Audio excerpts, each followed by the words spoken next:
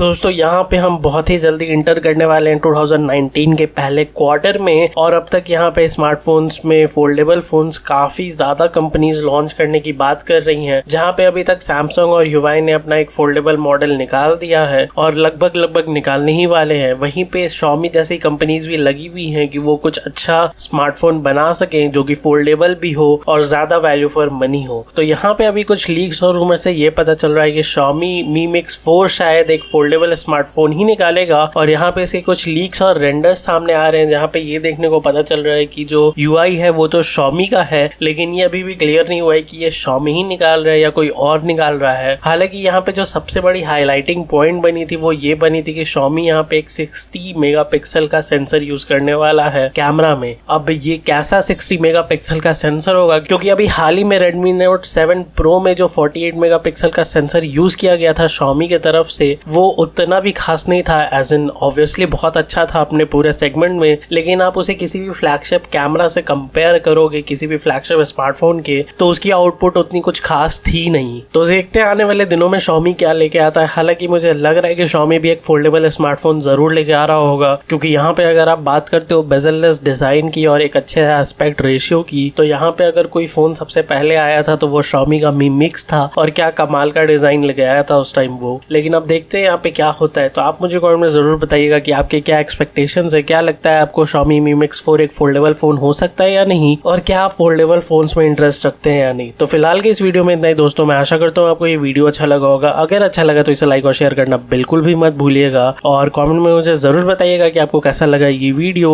तो फिलहाल के लिए इस वीडियो में इतना ही। जाते जाते इस चैनल को सब्सक्राइब करना बिल्कुल भी मत भूलिएगा, और सब्सक्राइब करते वक्त बेल आइकन दबाना बिल्कुल भी मत भूलिएगा।